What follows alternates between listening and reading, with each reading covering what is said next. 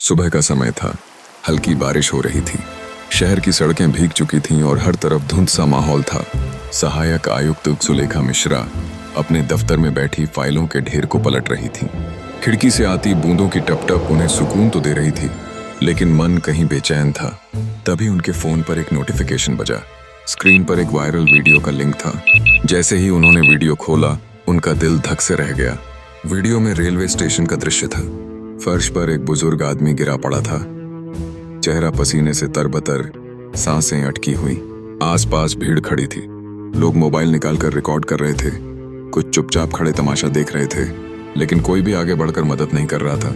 सुलेखा ने वीडियो को बार बार देखा और आंखों में गुस्सा व बेबसी तैर आई। वो बुजुर्ग और कोई नहीं, रामफल दास थे। कभी इस शहर के जाने माने स्कूल में अध्यापक रह चुके, सैकड़ों बच्चों का भविष्य संवारा, लेकिन अब अकेलेपन और पेंशन के सहारे जीवन काट रहे थे। उनकी पत्नी कई साल पहले गुजर चुकी थी और बेटे नौकरी के बहाने दूसरे शहरों में। अब वे अक्सर स्टेशन पर चाय पीते, राह चलते लोगों से बातें करते और अकेलेपन को बांटते। लेकिन उस दिन उनकी सांसें धोखा दे गईं। स्टेशन पर खड़े लोग आपस में बातें कर रहे थे।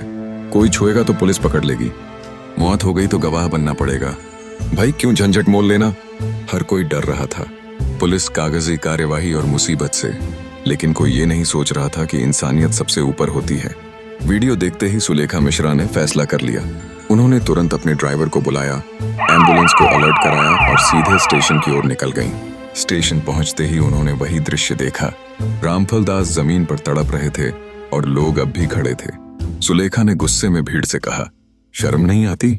कैमरा चलाने का वक्त है, मदद करने का नहीं। इंसानियत अगर मर जाएगी तो ये समाज किस काम का?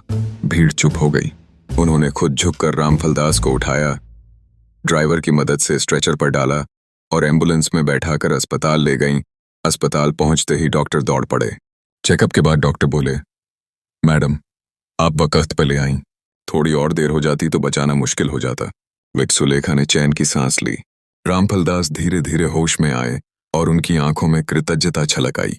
उन्होंने कांपती आवाज में कहा, बेटी अगर तुम ना होती तो आज मेरी आखिरी सांस स्टेशन पर ही निकल जाती।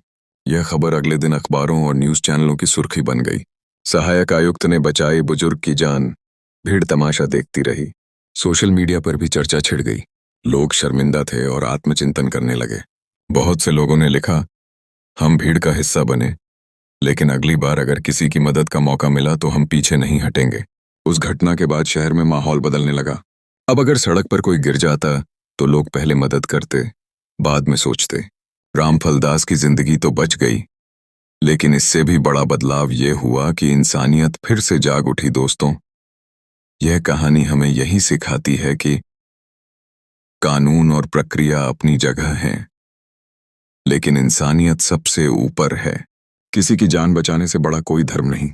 अगर आपको ऐसी ही रहस्यमयी और प्रेरणादायक कहानियां पसंद हैं, तो हमारे चैनल AI सस्पेंस स्टोरी 93 को सब्सक्राइब करना मत भूलिए। आपका एक क्लिक हमें और कहानियां लाने की ताकत देता है। धन्यवाद।